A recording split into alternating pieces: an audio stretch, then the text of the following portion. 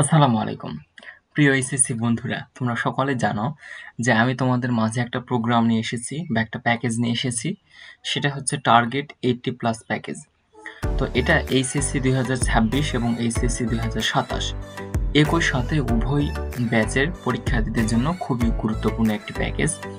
তো এটা হচ্ছে বাংলা প্রথম পত্রের একটি প্যাকেজ।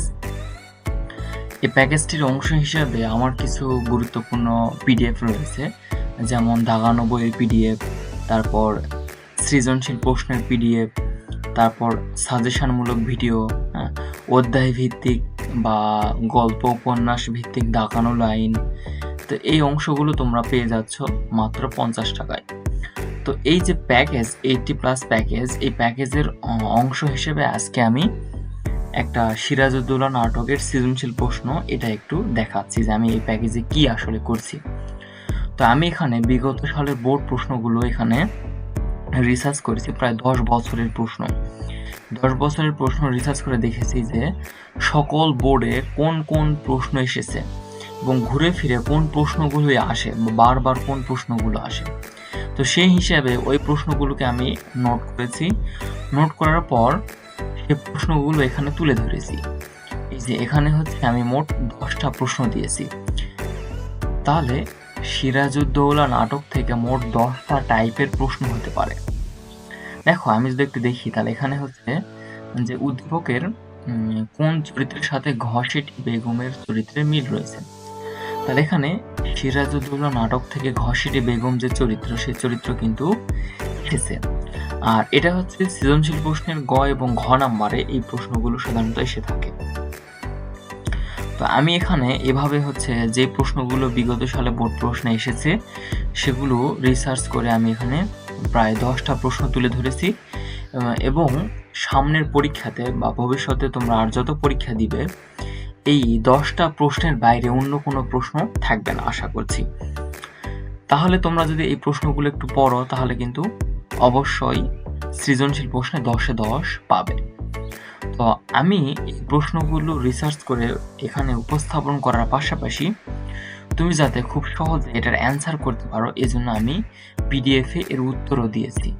এই যে প্রশ্নতে এসেছিল ঘসেরি বেগম চরিত্র, আমি এখানে ছোট করে সুন্দর করে ঘসেরি বেগম চরিত্রের যে ঘটনা সেটা আমি তুলে ধরেছি। তারপর অন্যান্য চরিত্র, এই চরিত্রগুলোকে আমি এখানে খুব সুন্দরভাবে তুলে ধরেছি। তারপর হচ্ছে যেখানে আবার লিখে দিয়েছে সিরাজউদ্দৌলার পক্ষের চরিত্রগুলো কে কে, তারপর হচ্ছে সিরাজউদ্দৌলার বিপক্ষে কে কে ছিল, তারপর হচ্ছে এই সিরাজউদ্দৌলা যে নাটক, এই নাটকের বিষয়বস্তু বা মূল বক্তব্য, এই যে সিরাজউদ্দৌলা ট্রাজেডি নাটক হিসাবে এটা কতটা সার্থক বা সিরাজউদ্দৌলাকে কেন ট্রাজেডি নাটক বলা হচ্ছে। তাহলে এই সবগুলো কিন্তু আমি এই পিডিএফ ফাইলে লিখে রেখেছি। তোমরা দাগানো বইয়ের পিডিএফ, সাজেশনমূলক ভিডিও এবং এই সৃজনশীল প্রশ্নের পিডিএফ সবকিছু পেয়ে যাচ্ছ খুবই স্বল্প মূল্যে, মাত্র 50 টাকায়। তো তোমরা কি করবে, তোমরা হচ্ছে যে কোনো বিকাশ, নগদ বা রকেট মোবাইল ব্যাংকিং থেকে 50 টাকা আমার নাম্বারে সেন্ড মানি করবে, করার পর হোয়াটসঅ্যাপে মেসেজ দিবে, ভাইয়া আমি এই নাম্বার থেকে টাকা পাঠিয়েছি, আমাকে 80+ প্যাকেজের যেগুলো রয়েছে 80+ প্যাকেজের সবগুলো আমাকে দেন। তাহলে আমি তোমাকে হোয়াটসঅ্যাপে অথবা ইমেইলে পাঠাই দিব সব কিছু। তো তুমি অবশ্যই প্যাকেজটি কিনবে এবং তোমার বন্ধুদের মাঝে এই ভিডিওগুলো শেয়ার করবে। এবং তুমি কোন জায়গা থেকে এই ভিডিওগুলো দেখছো সে জেলার নাম, তোমার জেলার নাম কমেন্ট বক্সে লিখবে।